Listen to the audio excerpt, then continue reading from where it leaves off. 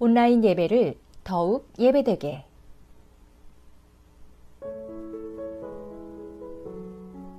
단정한 복장으로 예배를 준비합니다.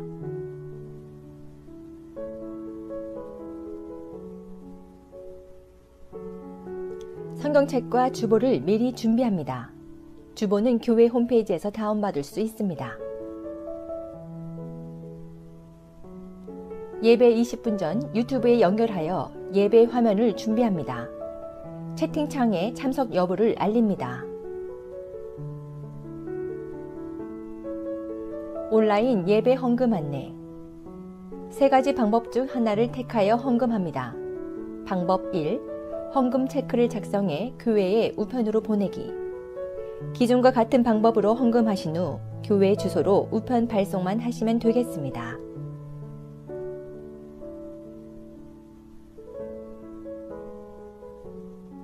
방법 2. 페이팔로 헌금하기. 페이팔로 접속 후 다음의 사항들을 입력하시면 되겠습니다. 유의사항으로는 Paying for Goods or Service를 선택하시면 수수료가 발생하므로 선택하지 마시고 헌금해 주시기 바랍니다. 방법 3. 은행 계좌 이체를 통해 헌금하기.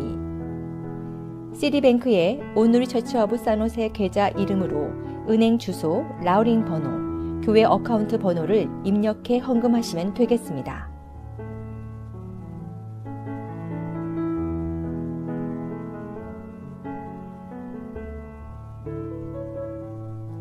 예배 5분 전 기도로 묵상하며 예배를 준비합니다. 모든 예배는 하나님께 드리는 것이므로 영과 진리로 드립니다.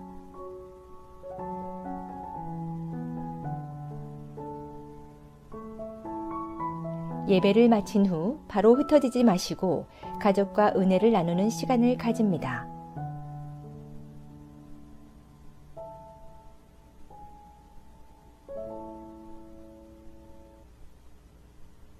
교회를 더욱 교회되게.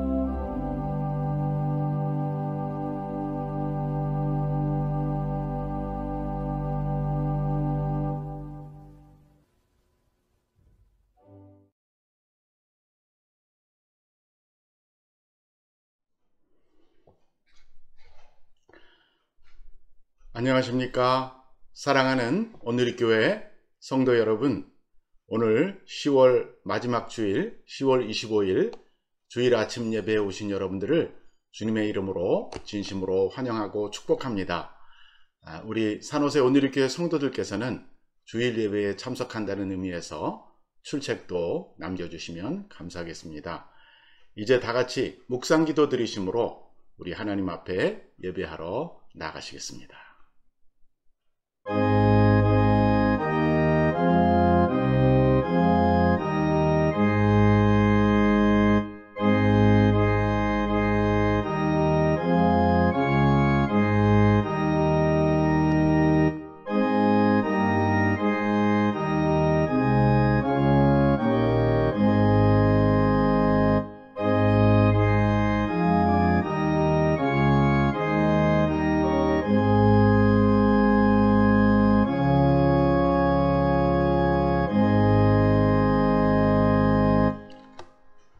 수고하고 무거운 짐진 자들아, 다 내게로 오라.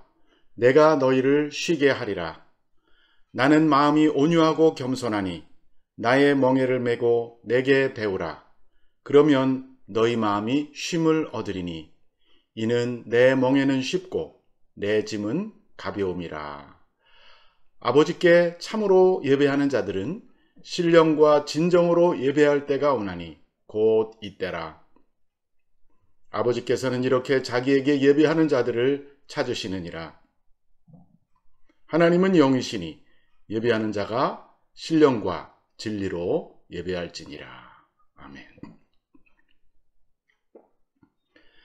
살아계셔서 지금도 온 세상을 다스리시는 하나님 아버지, 존귀와 영광과 찬송과 감사를 아버지께 올려드립니다.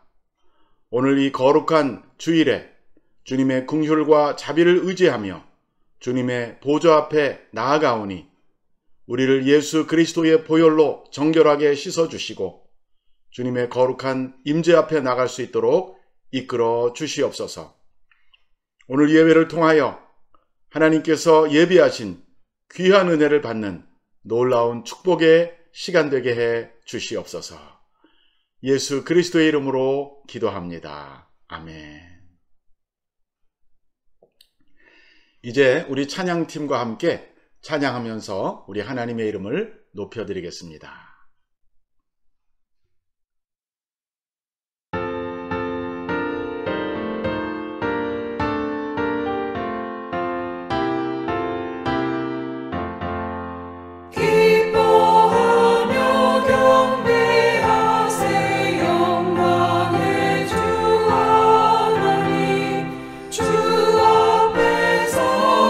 우리 마음 피어나는 꽃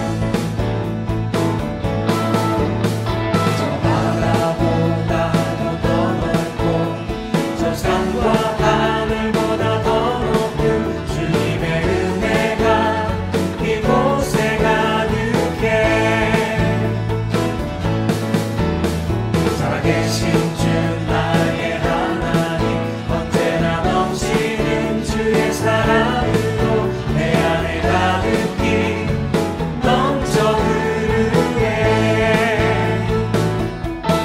내게 강 같은 평화, 내게 강 같은 평화, 내게 강 같은 평화가 넘치네. 내게 강 같은 평화, 내게 강 같은 평화, 내게 강 같은 평화가 넘치네. 저 바다보다도 더 넓고 저 산과 하늘보다 더 높은 주님의 은혜가 이곳에 가득해. 살아계신 주 나의 하나님, 언제나 넘치는 주의 사랑으로 내 안에 가득히 넘쳐 흐르네. 내게 강 같은 평화, 내게 강 같은 평화, 내게 강 같은 평화가 넘치네. 내게 강 같은 평화, 내게 강 같은 평화, 내게 강 같은 평화가 넘치네. 내게 바다 같은 사랑, 내게 바다 같은 사랑, 내게 바다 같은 사랑이 넘치네.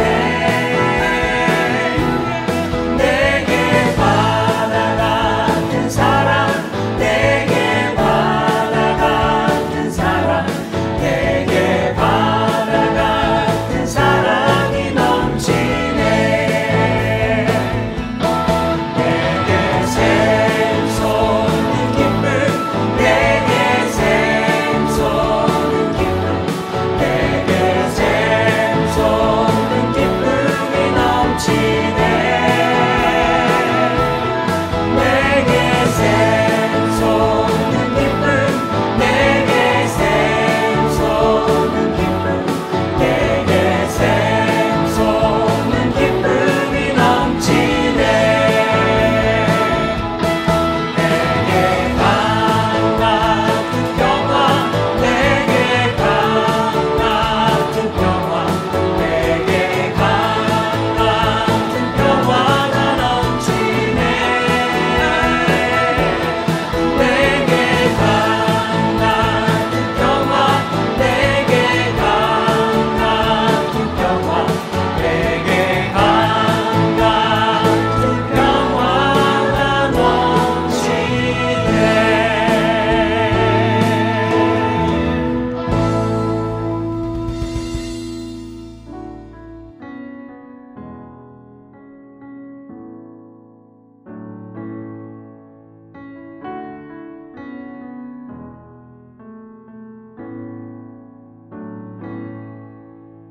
주여, 우린 연약합니다. 우린 오늘을 힘겨워합니다.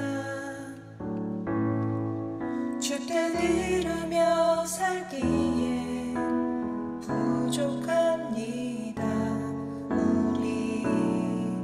우린 연약합니다. 주여, 우린 넘어집니다. 오늘 하루도 질수합니다.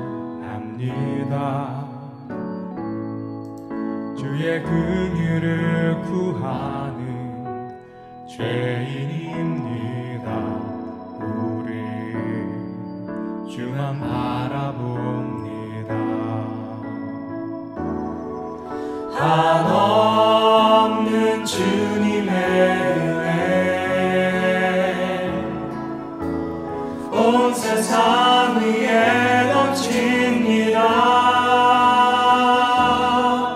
가릴 수 없는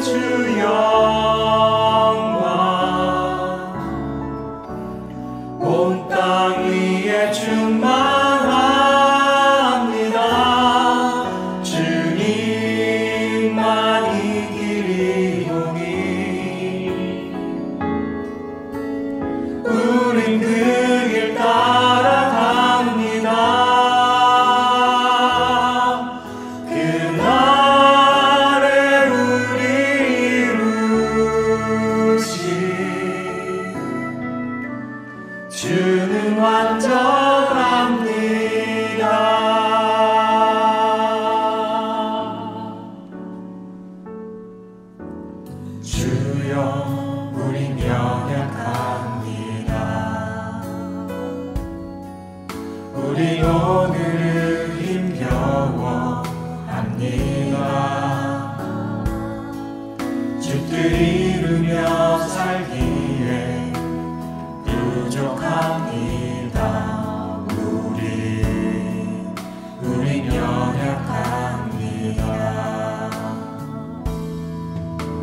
주여 우린 넘어집니다. 오늘 하루 또 실수합니다. 주의 긍휼을 구하는 죄인입니다. 우리 주만 바라봅니다.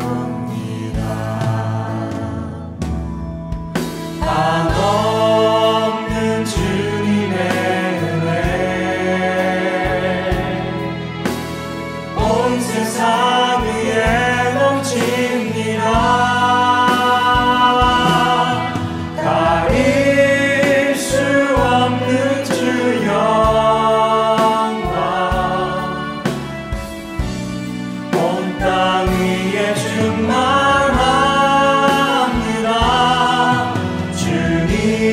주님만이 길이오니 우린 그 길 따라갑니다. 그날에 우리 이루신 주는 완전합니다. 한없는 주님의 은혜 온 세상 위에 넘칩니다. 가릴 수 없는 주 영광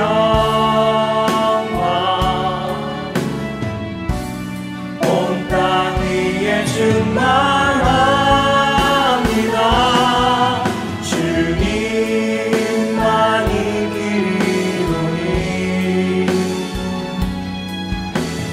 우린 그 길 따라갑니다. 그날에 우릴 이루신 주는 완전합니다. 그날에 우릴 이루신 주는 완전합니다.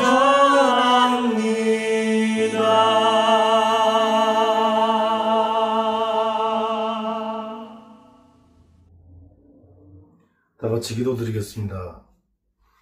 사랑과 은혜가 많으신 하나님, 말씀으로 천지를 창조하시고 우리의 삶을 주관하시는 좋으신 하나님을 찬양합니다. 지난 한 주간 동안 주님의 크신 사랑과 은혜 가운데 주님께서 특별히 선택한 산호세 온누리교회 성도들을 죄악이 가득 찬 세상에서 불꽃 같은 눈동자로 지켜 보호하여 주셨다가 오늘 주님의 거룩한 주일을 맞아 가장 귀하신 하나님께 온 마음을 다해 주일 예배를 드릴 수 있도록 인도하여 주심을 감사드립니다. 겉으로는 주님의 백성인 양 거룩한 척 하면서도 우리의 속사람은 이 세상의 불의와 쾌락 속에서 위선자적인 삶을 살아온 죄인임을 고백합니다. 이 시간 저희들이 진정으로 원하오니 주님을 잊고 세상에서 지었던 모든 죄를 다 용서하여 주시기를 간절히 기원합니다. 일상의 삶 속에서 사단의 유혹에 넘어지더라도 회개하고 돌이켜 성령님의 도우심으로 온전하신 주님 앞에 다시 다가서기를 원합니다. 산호세 온누리교회를 사랑하시는 주님, 산호세 온누리교회에 신령한 은혜와 복을 주시며 교회에 나오는 모든 성도들마다 성령의 충만함을 주시고 엎드려 기도할 때 들어주시고 응답하여 주시옵소서. 또한 주님의 뜻을 따라 잘 봉사하는 교회가 되게 하시며 복음 증거의 사명도 뜨겁게 감당하게 하여 주시기를 간절히 기도드립니다. 이 시간 병마와 싸우며 고통 중에 있는 자들을 도와주시며 사탄과 마귀의 유혹을 당한 자들에게 힘과 용기를 주시옵고 가정의 여러 문제와 경제적인 문제로 고민하며 간구하는 성도들의 기도를 주님께서 들어주시고 친히 응답하여 주시옵기를 간절히 기도드립니다. 주님, 이 시간 단위에서 귀한 말씀을 증거하는 김영년 담임 목사님께 육체의 건강함과 성령 충만함을 허락하시어 오직 진리의 말씀만을 증거할 수 있도록 인도하시며 말씀을 듣는 우리 마음속에도 성령님이 오셔서 목사님께서 선포하시는 귀한 말씀을 들을 수 있는 귀와 깨달을 수 있는 머리와 말씀을 실천할 수 있는 믿음을 가질 수 있도록 인도하여 주시기를 기도드립니다. 우리 자녀들을 위해 기도드립니다. 우리의 자녀들이 주님과 교회를 늘 생각하면서 맡겨진 사명에 최선을 다할 수 있도록 인도하시며 귀한 믿음의 일꾼으로 성장하여 주님을 기쁘게 하는 자녀가 되게 하시기를 간절히 기도드립니다. 주님의 이름과 영광을 찬양하기 위해 정성된 마음으로 준비하여 하나님께 드리는 성가대 찬양대원들에게도 복을 주시고 맡은 부서에서 봉사하는 모든 성도들에게도 법절의 복을 주시옵기를 간절히 기도드립니다. 예배의 시종을 주님께 의탁하옵고 살아계신 예수 그리스도 이름으로 기도드립니다. 아멘.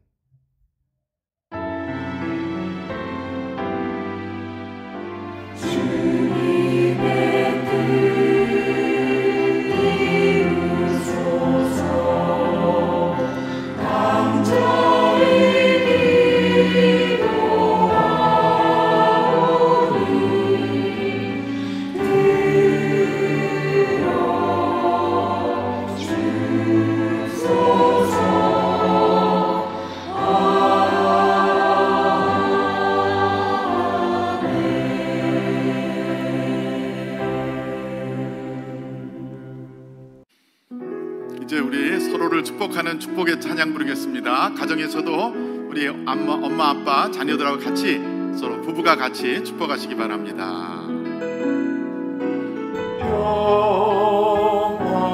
하나님의 평강이 당신의 삶에 넘쳐나기를.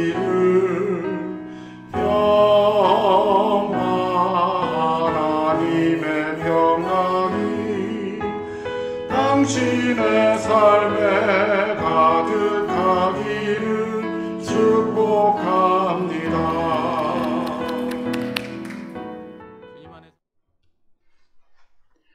몇 가지 교회 소식 알려드립니다.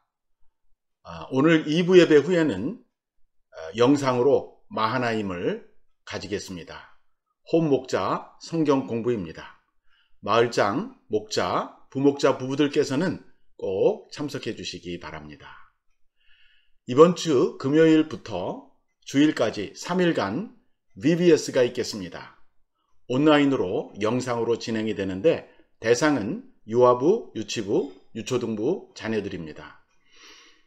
아침마다 영상이 업로드 될 예정입니다. 이 VBS를 위해서 이번 주간에 교회 사무실 오픈 시간을 좀 연장합니다. 평소보다. 이정호 간사님께서 평소보다 더 오래 계셔서 부모님들이 VBS 교재를 픽업할 수 있도록 사무실을 열어놓겠습니다. 화요일날 그리고 수요일날, 금요일날 오전 10시부터 오후 5시까지 그 시간 안에 오시면 되겠습니다. 다음 주 1부, 2부 예배 시에는 영상으로 사이버 성찬식을 하려고 합니다.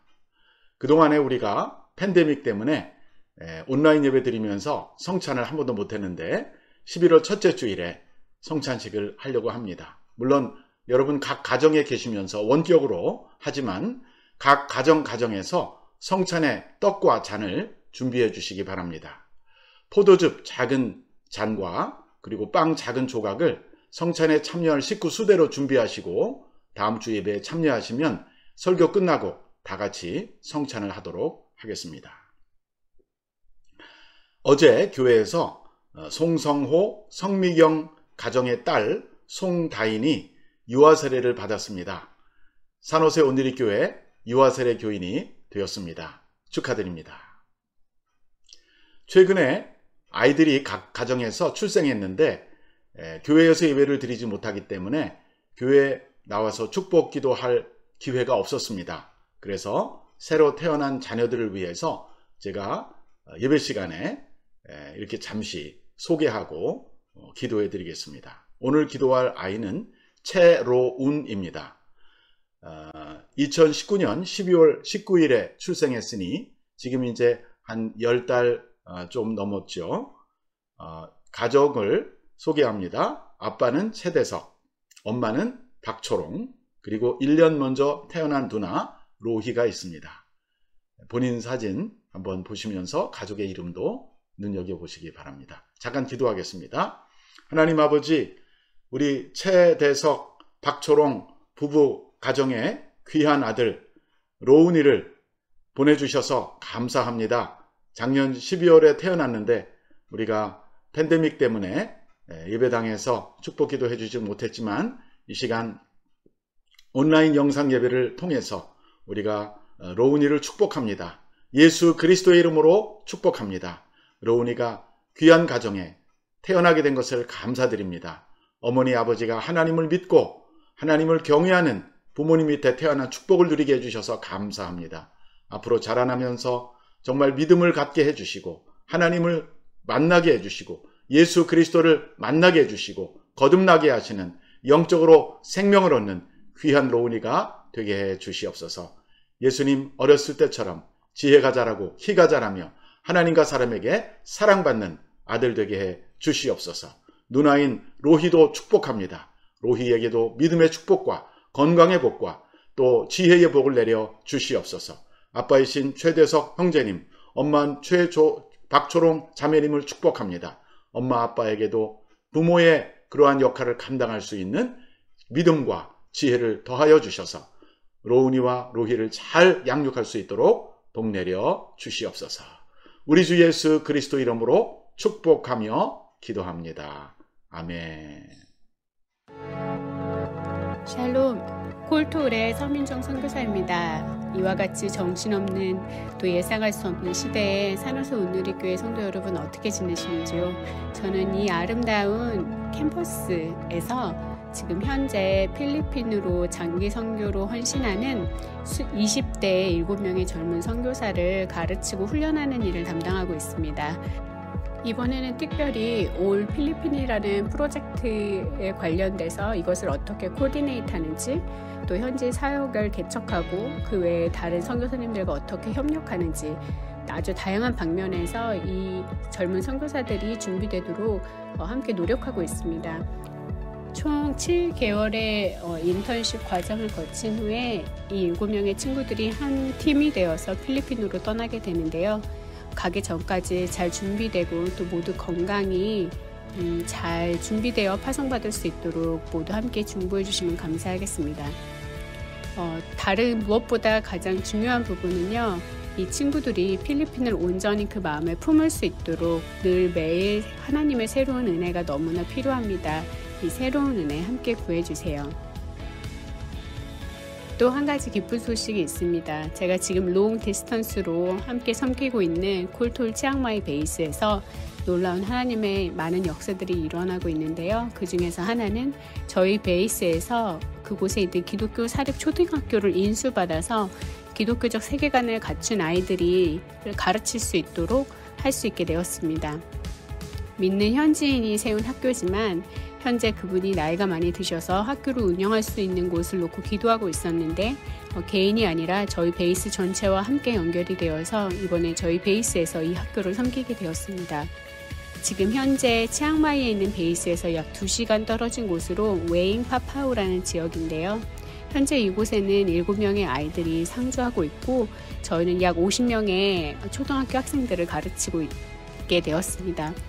모두 가난한 농가의 아이들인데요. 이 아이들이 교육의 장소에 있지 아니하면 굉장히 안 좋은 인신매매라던가 아주 열악한 환경에 있을 수 있는 아이들입니다. 현재 세상에서 가장 영향력 있는 사회 영역은 교육입니다.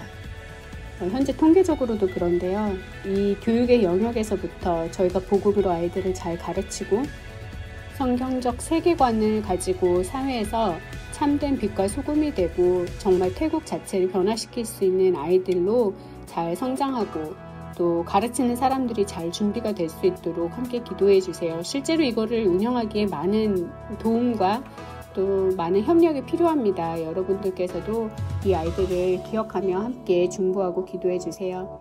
많은 힘든 시기이지만 우리 산호서 온누리교회 성도님들께서도 이와 같은 때 예수님의 사랑을 더욱더 경험하게 되기를 저도 이곳에서 함께 중보하겠습니다. 그럼 다시 뵐 때까지 평안하세요. 화이팅! 우리 10월의 주제는 회개와 회복입니다. 표어를 같이 한번 큰 소리로 외쳐보겠습니다. 돌이키면 삽니다. 한 번 더. 돌이키면 삽니다. 주제 성경입니다. 여호와의 말씀이니라. 너희를 향한 나의 생각을 내가 아나니 평안이요 재앙이 아니니라. 너희에게 미래와 희망을 주는 것이니라. 예레미야 29장 11절 말씀. 영어도 한번 읽어보십시다. For I know the plans I have for you, declares the Lord. Plans to prosper you, not to harm you. Plans to give you hope and a future. Jeremiah 29:11. 자, 오늘 우리에게 주시는 말씀은 신약성경 누가복음입니다. 누가복음 5장 1절로 11절. 누가복음 5장 1절부터 11절을 함께 봉독하시겠습니다. 무리가 몰려와서 하나님의 말씀을 들을새 예수는 게네사렛 호숫가에 서서 호숫가에 배 두 척이 있는 것을 보시니 어부들은 배에서 나와서 그물을 씻는지라. 예수께서 한 배에 오르시니 그 배는 시몬의 배라. 육지에서 조금 떼기를 청하시고 앉으사 배에서 무리를 가르치시더니 말씀을 마치시고 시몬에게 이르시되 깊은 데로 가서 그물을 내려 고기를 잡으라. 시몬이 대답하여 이르되 선생님, 우리들이 밤이 새도록 수고하였으되 잡은 것이 없지만은 말씀에 의지하여 내가 그물을 내리리이다 하고, 그렇게 하니 고기를 잡은 것이 심히 많아 그물이 찢어지는지라. 이에 다른 배에 있는 동무들에게 손짓하여 와서 도와달라 하니 그들이 와서 두 배의 채움에 잠기게 되었더라. 시몬 베드로가 이를 보고 예수의 무릎 아래에 엎드려 이르되 주여, 나를 떠나소서, 나는 죄인이로소이다 하니, 이는 자기 및 자기와 함께 있는 모든 사람이 고기 잡힌 것으로 말미암아 놀라고 세베대의 아들로서 시몬의 동업자인 야고보와 요한도 놀랐음이라. 예수께서 시몬에게 이르시되 무서워하지 말라. 이제 후로는 내가 사람을 취하리라 하시니 그들이 배들을 육지에 대고 모든 것을 버려두고 예수를 따르니라.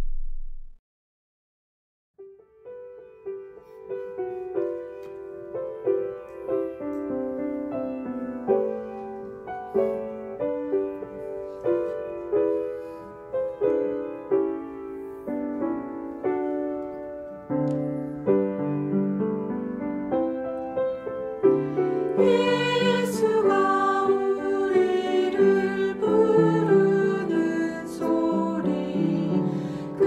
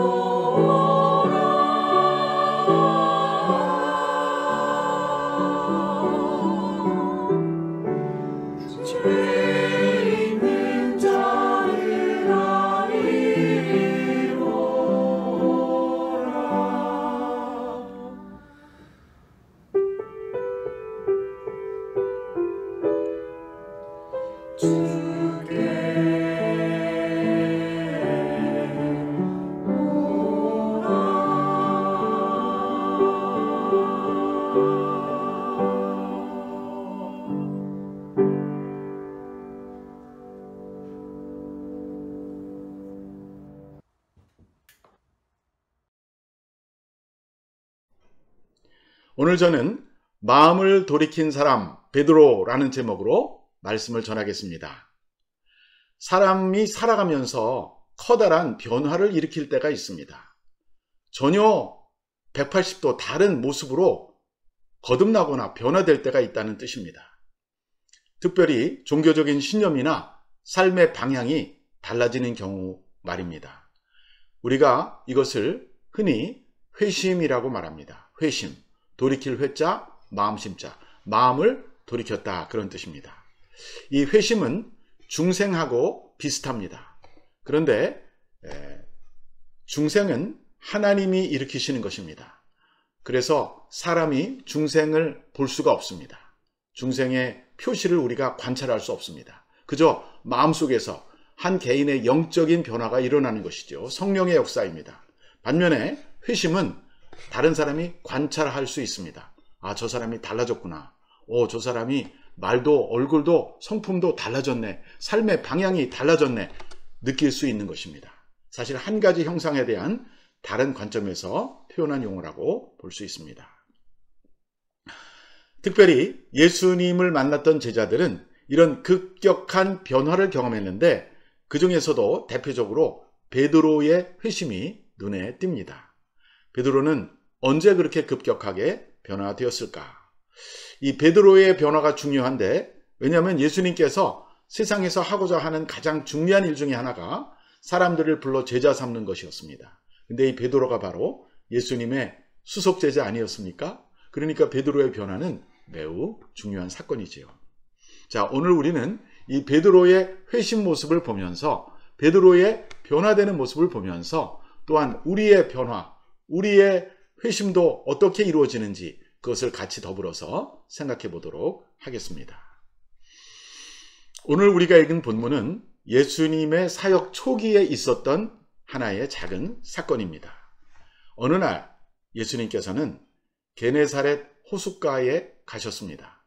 이 게네사렛은 신약성경에 나오는 갈릴리 호수의 또 다른 이름이기도 합니다.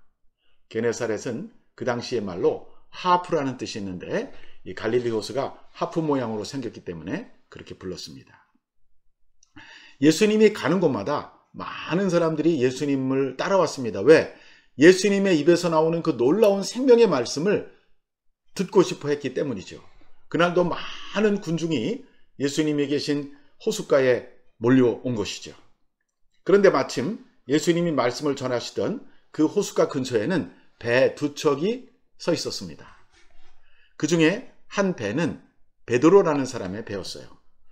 그 베드로와 그 동료들이 밤새 그 갈릴리 호수에서 고기를 잡다가 이제 새벽이 돼서 거기다가 배를 대고 이제 그물을 씻고 배를 정리하고 있던 그런 시점이었던 것 같습니다.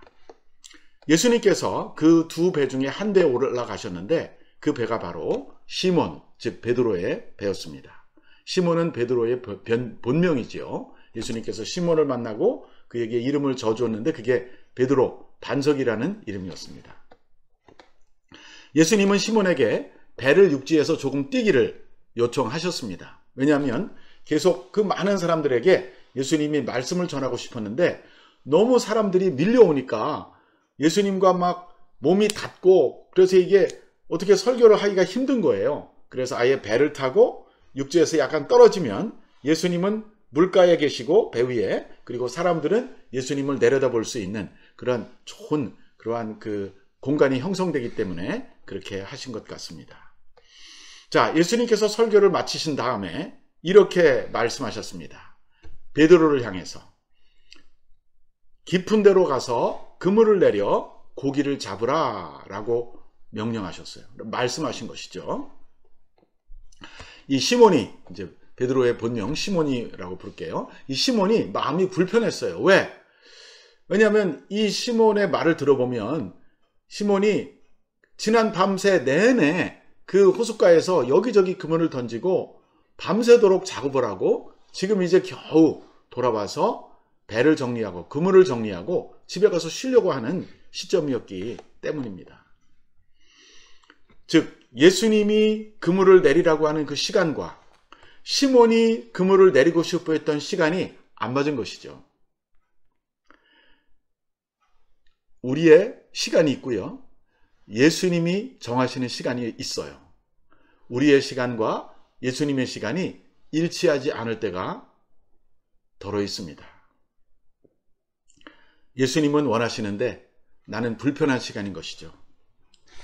많은 사람들이 교회에서 어떤 사역이나 직분을 맡아달라고 요청을 받을 때 바로 그 시간이 어떻게 보면 하나님의 시간이에요.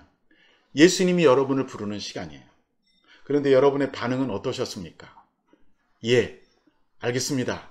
이렇게 하는 분들도 계시지만 때로는 아직은 때가 아닌 것 같습니다. 아직은 내 형편이 좀 마음 놓고 일하기에는 적절하지가 않습니다. 좀 더 마음이 준비되면 하겠습니다. 뭐 이런 생각을 가질 수가 있는 것이죠. 자, 오늘 본문에서도 예수님은 베드로에게 이제 바다에 나가서 그물을 던지라고 부탁했는데 정작 베드로는 그물을 다 거두고 집에 가려고 하는 시점이었다는 것입니다. 더군다나 예수님과 베드로의 직업을 한번 비교해 보세요. 예수님은 그의 아버지가 목수였고요. 예수님 자신도 그래서 목수 일을 하셨어요. 30세가 되기 전까지는 가정에서 가정 역할을 하셨던 것입니다. 베드로는 어땠습니까? 베드로는 매일 갈릴리 호숫가 근처에서 태어나서 그 가버나움이 베드로의 집이 있었는데 거기서 매일 나가서 고기를 잡는 게 그의 일과였습니다. 그러니까 아주 숙련된 어부였던 것이죠. 그러니까 베드로가 예수님의 그 요청을 거부할 이유는 참 많이 있었습니다. 시간상으로도 적절하지 않고 몸도 피곤하고 어제 밤새도록 잡았는데 하나도 못 잡고 이제는 집으로 가야 될 그 시간이고 당신은 목수고 나는 어부고 이런 여러 가지를 생각할 때 사실 아이고 주님 말씀은 고맙지만 이제 저는 그만두겠습니다라고 충분히 대답할 수 있어요. 그런데 여러분 베드로가 어떻게 대답했는지 아십니까? 5절입니다. 5절을 같이 읽어보세요. 시몬이 대답하여 이르되 선생님 우리들이 밤이 새도록 수고하였으되 잡은 것이 없지만은 말씀에 의지하여 내가 그물을 내리리이다 하고 그랬어요. 5절에. 자, 베드로는 자기 생각을 내려놓고 예수님의 생각을 따르기로 한 것입니다. 우리들이 밤이 새도록 수고하여 잡은 것이 없지만은 이 말은 뭡니까? 베드로가 거절하고 싶은 만한 이유가 많이 있었다는 얘기죠. 근데 그럼에도 불구하고 그 다음에 또 뭐라고 나옵니까? 말씀에 의지하여. 이 말이 중요한 거예요. 그냥 가는 게 아니에요. 그냥 미안해서 가는 게 아니에요. 당신이 그렇게 말씀하시니까, 당신이 가서 깊은 데 가서 그물을 내리라고 말씀하시니까 내가 가겠습니다. 베드로는 그 순간 자기의 경험과 지식과 또 그 감정은 어떤 거겠어요? 피곤하고 집에 가고 싶은 감정이죠. 그거를 다 내려놓고 예수님의 입에서 나온 그 말씀에 순종한 것입니다. 어떻게 베드로가 이렇게 예수님의 말씀에 순종할 수가 있었을까요? 이것은 예수님과 베드로와의 관계에서 나온 것이죠. 오늘 우리가 누가복음 5장을 읽었는데 한 장 앞에인 누가복음 4장을 가보면요. 거기 이런 내용들이 들어있어요. 예수님께서 세례를 받으시고 광야에서 시험을 받으시고 그리고 갈릴리로 돌아와서 성령에 이끌려 사역을 시작하십니다. 그래서 예수님이 제일 처음에 한 것 중에 하나가 자기 고향인 나사렛에 가서 그 회당에 가서 이사야의 성경 말씀을 읽고 자 이것이 너희가 듣는 귀에 응하였다. 그건 어떤 내용이냐면은 주의 성령이 내게 임하셨으니 나는 가난한 자에게 복음을 선포하노라 이런 내용이에요. 근데 그게 이사야가 오래전에 800여 년 전에 한 말인데 예수님이 이게 오늘 너희에게 응해졌다. 그건 뭡니까? 내가 그 말씀을 이뤘다 그런 말씀이죠. 또 예수님께서 또 다른 안식일 날 갈릴리 가버나움 여기는 베드로의 이제 장모가 사는 베드로의 집이 있는 곳인데 그 동네 회당에 가서 또 설교하시고요.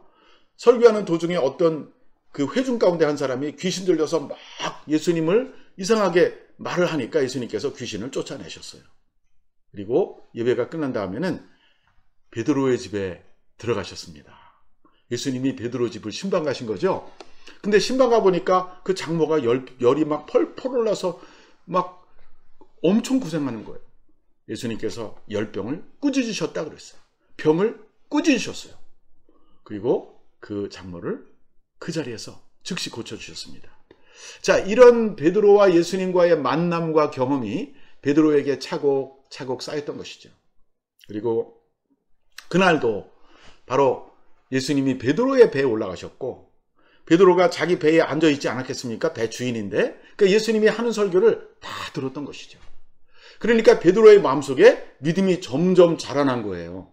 예수님의 말씀도 들었고 예수님이 하는 놀라운 치유도 보았고 자기 가족, 자기 장모님을 고쳐주지 않았습니까? 여러분 믿음이 어디서 생깁니까? 로마서 10장 17절에 보면요. 믿음은 들음에서 나며 그랬어요. 들음은 그리스도의 말씀으로 말미암음이니라. 그러니까 그리스도의 말씀을 들을 때 믿음이 생기는 거예요. 베드로에게 믿음이 생겼던 것이죠. 그래서 베드로는 한꺼번에는 아니지만 조금씩 예수에 대한 소문도 듣고 예수님이 자기 집에 와서 하신 일도 보고 예수님이 자기 배에서 하는 설교도 들으면서 아, 이분은 보통 사람이 아니구나. 내가 이분의 말씀에 따라 순종해야 되겠다라는 데까지 왔던 것입니다. 근데 여러분 그 피곤함을 무릅쓰고 귀찮음을 무릅쓰고 말씀에 의지하여 그물을 내렸는데 어떤 일이 벌어졌는지 아십니까? 6절을 읽어보십시오. 그렇게 하니 고기 잡은 것이 심히 많아 그물이 찢어지는지라. 자, 자기 생각을 내려놓고 예수님의 말씀에 순종했을 때 놀라운 일이 일어난 것입니다. 어젯밤에는 이것저것 배가 고기가 있을 만한 곳을 다 그물을 내려도 고기를 잡지 못했는데 아니 예수님의 말씀에 의지하여서 단 한 번 내렸는데 너무나 많은 고기가 그물에 걸려서 그물이 찢어질 정도가 된 거예요. 그물의 한계 상황을 넘어서 고기가 잡힌 것입니다. 그래서 어떻게 했습니까? 7절입니다. 7절. 이에 다른 배에 있는 동무들에게 손짓하여 와서 도와달라 하니 그들이 와서 2배의 채움에 잠기게 되었더라. 자, 여러분 우리가 어떤 일을 혼자 할 수 없을 때는요 어떻게 해야 됩니까? 친구를 불러야 됩니다. 동지를 불러야 됩니다. 동료를 불러야 되는 것입니다. 도움이 필요할 때는 도와달라고 하는 게 바른 자세입니다. 어떤 사람은 너무 자존심이 강해서 아니면 자기를 너무 믿어서 도움이 필요한데도 남에게 도와달라고 말하지 못할 때가 있어요. 베드로에게는요 마침 좋은 동역자들이 있었어요.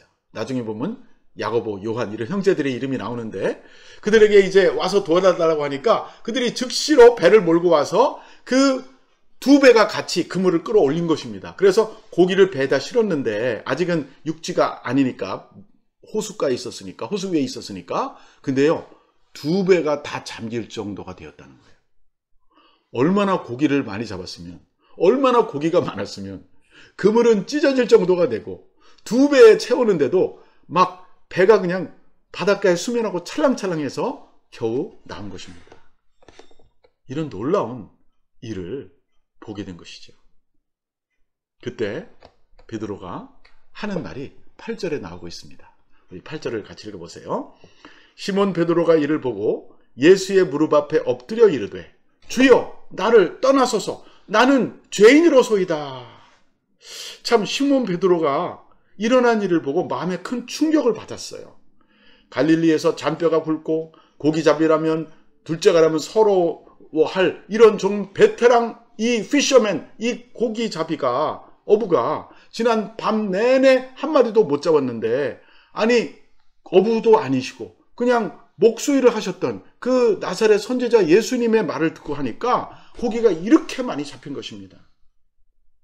그 순간 베드로의 마음속에 굉장한 충격이 온 거예요. 이 사람은 보통 사람이 아니다. 이 사람은 하나님이시구나.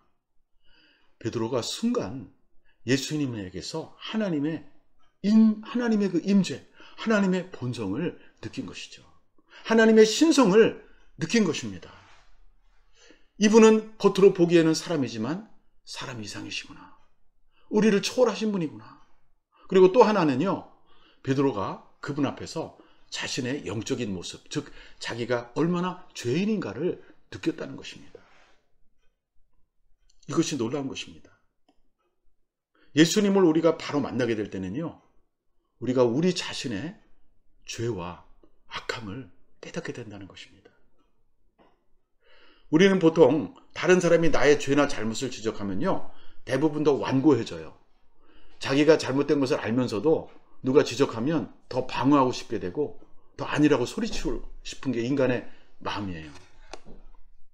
그런데 이분은 아직 베드로한테 너 잘못했어, 너 죄인이야, 이런 말도 한마디도 하지 않았어요. 근데 베드로가 그냥 스스로 자기가 죄인인 것을 깊이 느끼게 된 것입니다. 그냥 그분 앞에 서 있기만 하는데 그런 걸 느끼게 된 것이죠. 이분이 바로 예수님이세요. 예수님은 바로 이런 분이세요. 예수님은 우리와 같은 사람으로 오셨지만 여전히 하나님이셨습니다.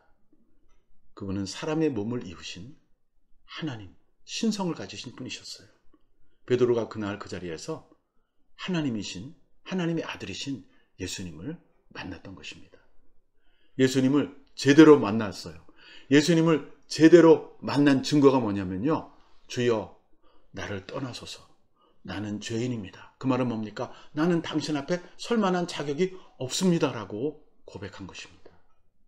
여러분, 우리가 정말 주님을 만나게 되면요, 이런 고백이 나오게 돼 있어요. 그것이 사람이 예수님을 만날 때, 하나님의 아들을 만날 때 올바른 반응인 것입니다. 여러분, 베드로가 무슨 큰 죄를 졌겠습니까? 그는 평범한 어부로서, 유대인으로서 어렸을 때부터 율법을 배우고 또 율법의 아들로 맹세를 하고 그리고 살아갔을 것입니다. 가족을 위해서 매일 성실하게 일했을 것입니다. 베드로가 살인했을 것 같지 않아요. 간음했을 것 같지도 않아요. 남의 물건을 많이 훔치거나 거짓 증언했을 것 같지도 않아요. 그냥 평범한 그러한 갈릴리의 순박한 촌 어부였던 것이죠. 사실 대부분이 그렇게 살아갑니다. 여러분과 제가 그렇게 살아가요.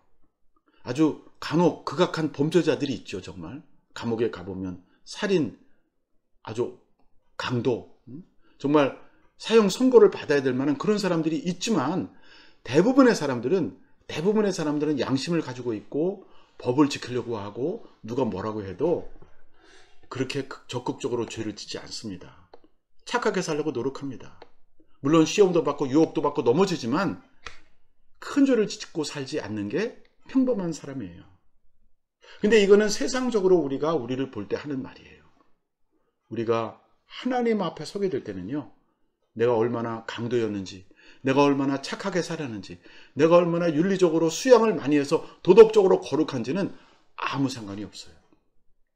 사람 중에 가장 거룩한 성인도 예수님 앞에서, 하나님 앞에서는 더럽고 추한 죄인이 되는 것입니다. 아니, 역설적으로 기독교에서는요, 성인일수록 자기 죄를 깊이 깨닫는 사람이 성인이 돼요. 역설이죠. 오히려 자기 죄를 깨닫지 못하는 사람이 더 큰 죄인들이에요. 오늘 베드로가 바로 예수님 앞에서 자기의 진짜 모습을 보게 된 것입니다.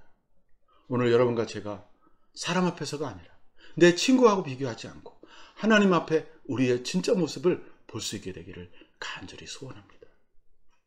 여러분, 어떤 사람이 예수님을 진짜 만났을까요? 예수님을 진짜 만난 사람의 특징들이 있어요. 그거는요, 자신의 죄성을 철저히 깊이 느낀다는 것입니다. 자기보다 다른 사람의 잘못을 자꾸 지적하는 사람들은요, 예수님을 깊이 안 만났을 수도 있어요. 왜? 자기에 대해서 별로 심각하게 안 느끼고 남의 허물만 보이는 거 아닙니까? 그러나 진짜 내가 아무리 착하게 살고 내가 거짓말 안 하고 내가 부지런하고 내가 악한 생각, 이건 아무 상관없어요. 그냥 예수님을 제대로 만나면요, 우리는 내가 제일 큰 죄인이라고 고백할 수밖에 없어요. 사도 바울이 얼마나 윤리적으로 거룩하고 깨끗하게 살았겠습니까? 근데 그분이 말했잖아요. 내가 죄인 중에 괴수라고. 괴수란 말은 대빵이란 뜻이거든요. 이렇게 자신의 죄인됨을 인정하고 나를 따르라고 요청하는 이 베드로에게 예수님은 어떻게 대답하셨을까? 궁금하지 않으세요? 바로 10절 하반절에 예수님의 반응이 나오고 있습니다. 같이 읽어보시죠. 예수께서 시몬에게 이르시되 무서워하지 말라. 이제 후로는 내가 사람을 취하리라. 아마도 예수님은 베드로가 그렇게 말하는 것에 대해서 굉장히 기뻐했을 것 같아요. 왜? 그게 예수님께서 우리가 예수님을 만날 때 보이는 반응이기를 원하시거든요. 예수님은 의인을 부르러 오신 분이 아니라 죄인을 부르러 오셨어요. 문제가 없고 멀쩡한 사람들은 예수님이 필요하지 않으세요. 근데 사실은 우리는 다 문제가 많아요. 근데 본인이 그것을 못 느끼는 것이죠.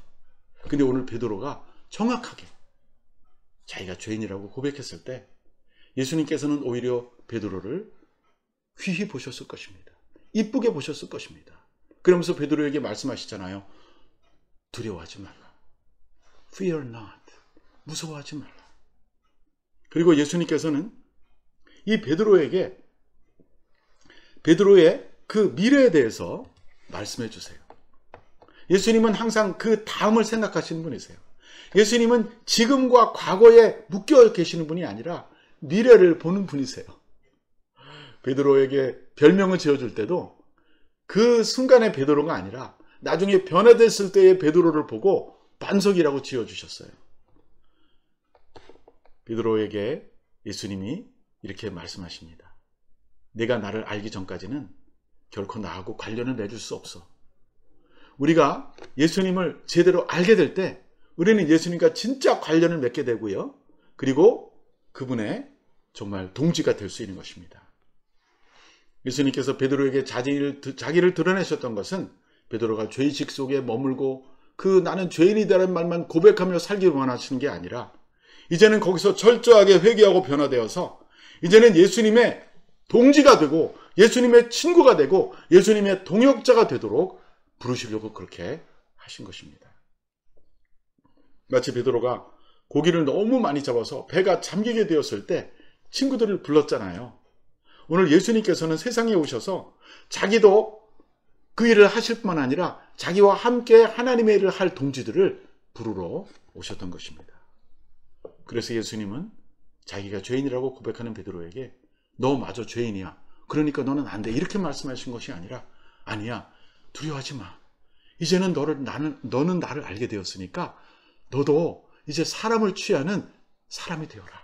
사람을 얻는 사람이 되어라. 이렇게 말씀하셨습니다. 베드로의 새 인물을 드러내 주신 거예요. 베드로야, 너는 지금까지 사람들의 식탁에 올리는 그 고기를 잡지 않았느냐? 생선을 잡지 않았느냐? 근데 이제부터 너는 사람을 취하는 어부가 되어라. 이렇게 말씀하신 것입니다. 이 사람을 취한다는 게 무엇일까요? 예수님께서 베드로한테 사람을 취하라, 이게 무슨 뜻일까요? 여러분, 이 사람을 취한다는 것은요, 사람의 영혼을 취하는 것을 말해요.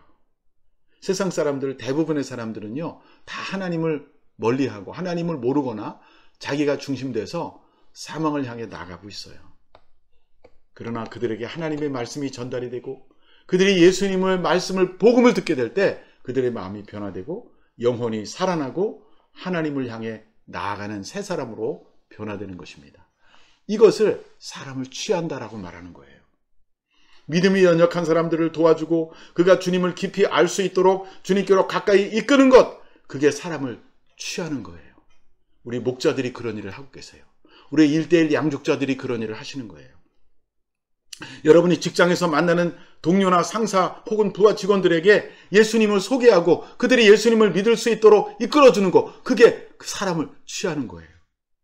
여러분들이 낳은 여러분의 자녀들이 집에 있을 때 그들에게 예수님을 소개해주고 복음을 소개해주고 그들이 하나님의 자녀가 되도록 거듭나도록 믿음 생활하도록 인도해주는 거, 그게 바로 사람을 취하는 거예요.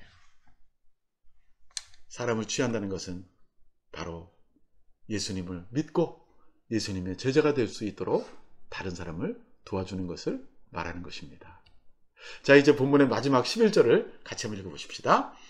그들이 배들을 육지에 대고 모든 것을 버려두고 예수를 따르니라. 자, 이 사건의 마지막 결론은 뭡니까? 그날 배 두 척에서 밤새도록 고기를 잡고 나왔던 그 어부들, 베드로 플러스 베드로 동료들 다가 이 예수님의 말씀과 예수님의 하는 행위와 예수님의 부르심을 듣고 반응했다는 것입니다. 그들은 모든 것을 버려두고 예수님을 따라갔어요. 그래서 그들이 예수님의 12제자 중에 첫 번째 제자들이 됩니다. 예수님이 십자가에서 나중에 죽으시죠. 그리고 다시 부활하시죠. 그리고 다시 그들에게 나타나셔서 온 세상에 가서 복음을 전하라라는 명령을 내려주십니다. 바로 오늘 부름받은 베드로와 야고보와 요한이 나중에 예수님의 일을 계속한 그 놀라운 첫 번째 제자들이 되었던 것입니다. 이 제자가 제자를 낳고 또 그 제자가 또 다른 제자를 낳고, 그래서 그것이 2000년 동안 세계 역사가 진행되는 동안 이 제자가 제자를 만드는 역할이 지금까지 온 거예요. 한 1세기 반 전만 하더라도, 예를 들어서 1880년대 1885년에 조선에 미국에서 첫 선교사가 도착했어요. 어떤 언더우드 선교사하고 아펜셀러 감리교 선교사, 장로교 선교사, 감리교 선교사가 지금은 인천이라고 부르는 옛날 이름은 제물포인데 제물포 항구에 도착한 것입니다. 미국에서 배를 타고 한 2달을 여행해서 태평양을 건너서 조선에 왔어요. 그들이 와서 교회를 세우고 학교를 세우고 제자를, 사람을 조선 사람들의 영혼을 취하기 시작한 거예요. 그래서 오늘 한국의 교회가 미국 다음으로 선교사를 많이 보내는 놀라운 나라가 된 것입니다. 오늘 여러분과 저도 바로 누군가의 제자의 제자를 통해서 복음을 듣고 오늘 여기까지 오게 된 것입니다. 이제 말씀을 맺겠습니다. 사랑하는 성도 여러분, 이 일이 너무나 귀하지 않습니까? 이 사람을 취한다는 일이 너무나 귀하지 않습니까? 이 베드로가 변화되고 베드로가 회심되고 나서 수많은 사람들을 베드로가 취했어요. 베드로가 설교하는 장면이 사도행전에 나오고, 베드로가 나중에 십자가에 거꾸로 매달려 순교했다는 그러한 전승도 있습니다. 베드로와 그의 친구들은 모든 걸 다 버려두고 예수님을 따라갔지만, 오늘도 어떤 사람들은요, 세상의 모든 일을 내려놓고 주님의 일을 하기 위해서 따라가는 제자들도 있습니다. 그러나 모든 사람이 다 그렇게 하는 건 아니죠. 하나님의 은사와 부르심은 다양한 것입니다. 우리가 모두가 다 부르심 받았어요. 모두가 다 사람 취하라는 명령을 받았어요. 어떤 사람은 전적으로 그 일을 하는 사람도 있고, 어떤 사람은 비즈니스를 통해서, 어떤 사람은 직장 생활을 통해서, 어떤 사람은 가정의 주부로서, 엄마로서, 정말 자기가 만나는 모든 사람들에게 우리는 사람을 취하는 일을 해야 되는 것입니다. 여러분도 영적으로 성숙하시게 되면 또 다른 사람을 취하는 영적인 어부가 되실 수 있어요. 그리고 또 되셔야 됩니다. 이것이 하나님께서 오늘 우리에게 주시는 명령이고, 특별히 이 코로나 팬데믹으로 사람들의 마음이 위축되고 어려워질 때 여러분들이 만나는 모든 사람들에게 예수님 복음, 하늘나라의 놀라운 생명의 소식을 전파하시고 그들의 영혼을 취하시고 그들을 제자로 삼으셔서 정말 하나님의 나라에 정말 수많은 생명의 열매를 거두시는 여러분과 제가 되기를 주님의 이름으로 간절히 축원합니다. 기도드리겠습니다. 사랑의 주님, 하늘 높은 보좌를 버리시고 이 땅에 내려오셔서 우리와 같은 사람이 되시고 제자들을 부르셔서 귀한 복음을 맡기신 주님, 당신의 제자들로 인하여, 제자들의 제자들로 인하여 오늘 우리가 복음을 듣고 또 제자가 된 것을 감사드립니다. 우리도 베드로와 같이, 요한과 같이, 또 바울과 같이 이 땅에 살면서 하나님의 말씀을 전하고 사람들을 취하는 영적 어부들이 되게 해 주시옵소서. 우리 주 예수 그리스도 이름으로 기도합니다. 아멘. 이제 우리 다 같이 봉헌 찬송 드리겠습니다. 두려운 마음 가진 자여라는 찬송입니다. 오늘 예수님이 베드로한테 두려워하지 말라, 무서워하지 말라 했던 그 말씀을 생각하면서 우리 주님께서 오늘 우리에게 두려워하지 말라고 권면하시는 마음으로 이 찬송 주님께 올려드리겠습니다.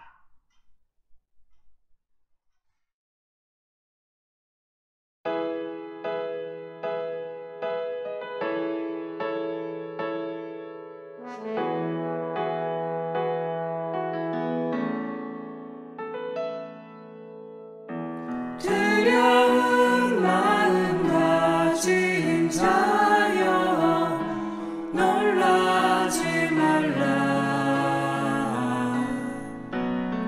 주 너의 하나님 강한 손으로 주 이름 부를 때에 주님 구하시리.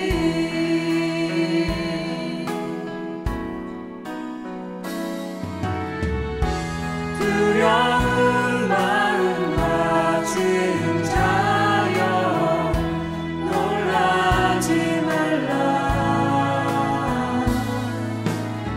주 너의 하나님 강한 손으로 주 이름 부를 때에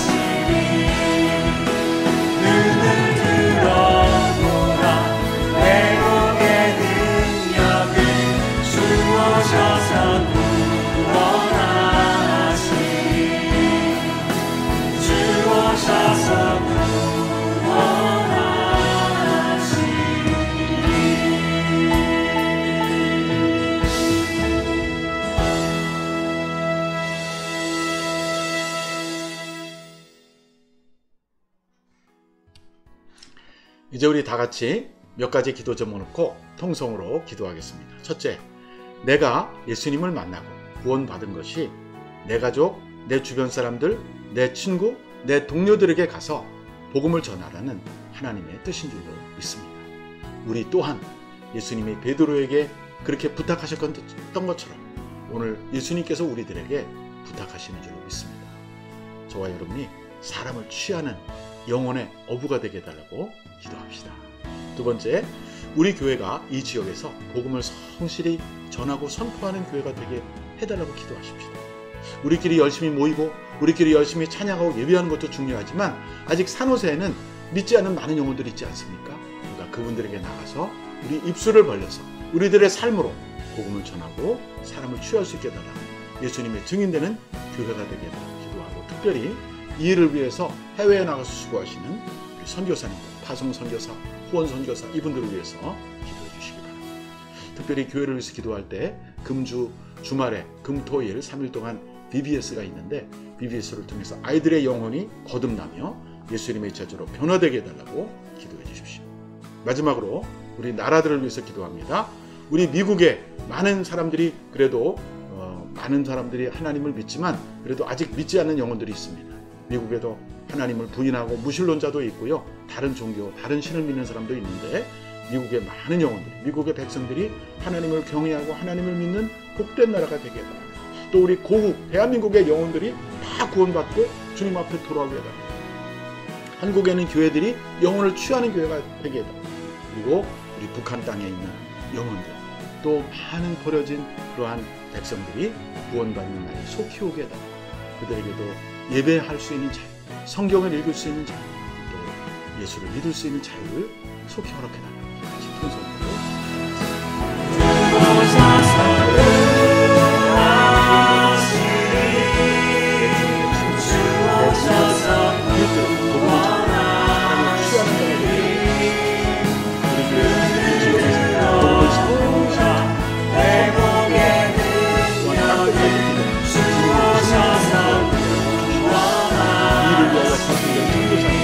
해외에서 정말 국내를 영혼을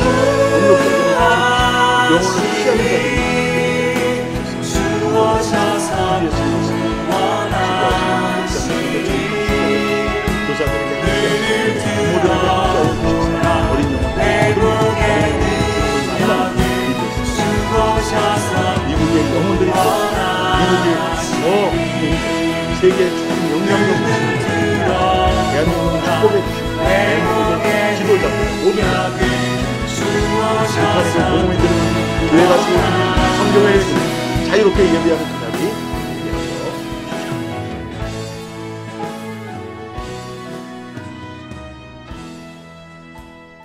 거룩하신 아버지 하나님, 우리가 이 땅에 살면서 필요한 모든 먹을 것, 입을 것, 쓸 것, 또 맑은 공기와 햇빛, 또 하나님께서 창조하신 귀한 생명을 누리며 하루하루 살 수 있게 해주시니 감사합니다.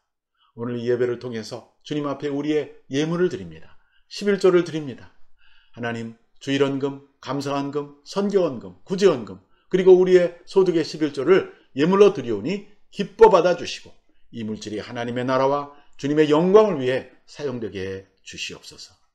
또한 이 예물을 드리는 성도들의 손길을 축복하시고 안수하여 주시고 그 손으로 하는 모든 일에 복 내려 주시고 형통하게 하여 주시옵소서.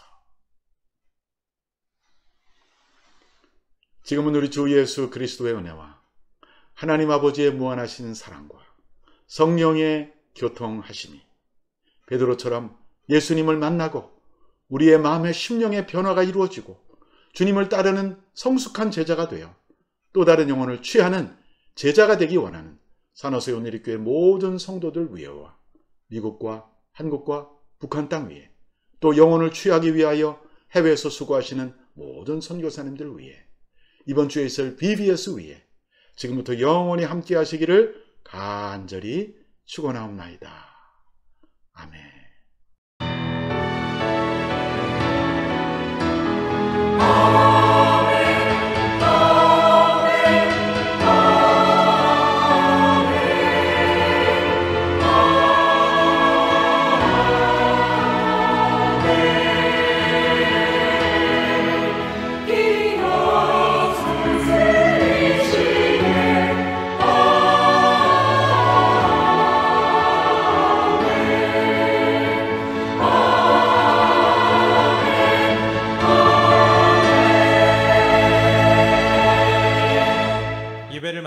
있습니다. 한 주간 동안 승리하시기 바랍니다.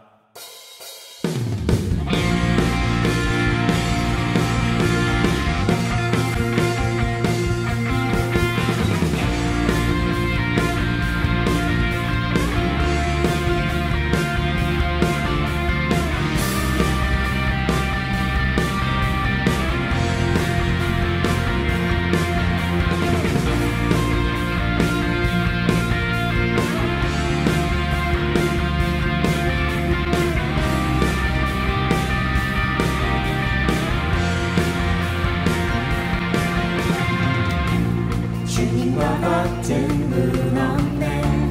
하늘과 땅 만드신 주 끝없는 기쁨을 채우시네.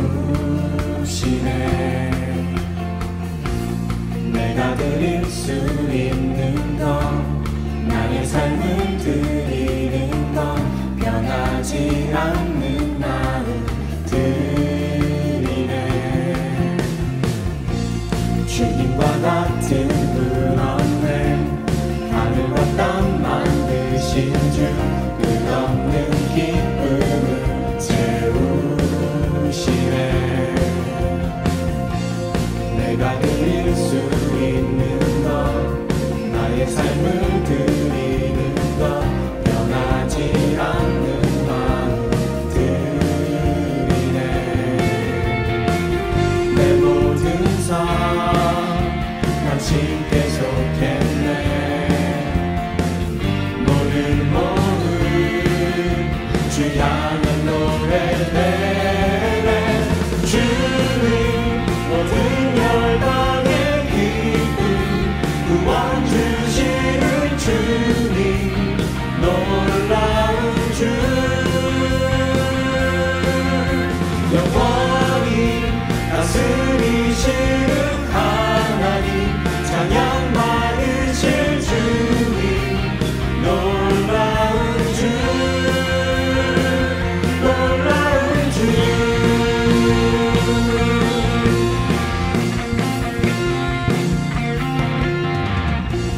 매일 아침 구하는 것 끝없는 주의 신실한 그림자 보기를 나 바라네.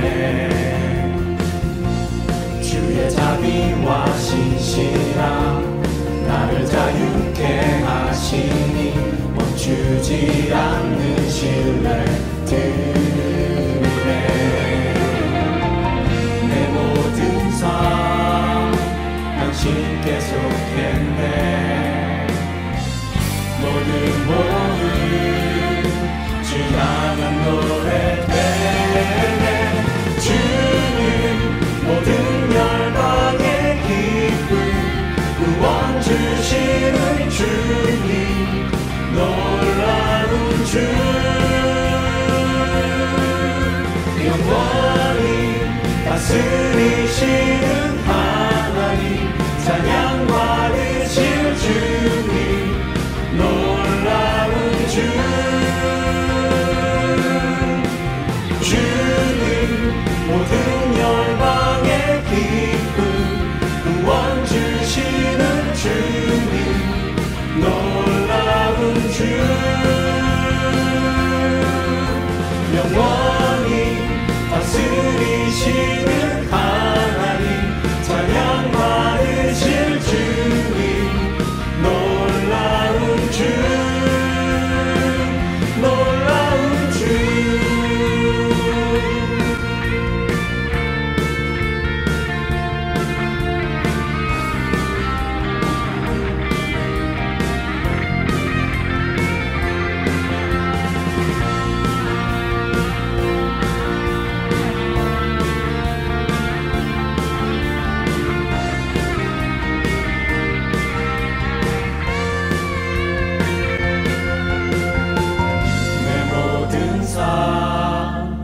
당신께 속했네.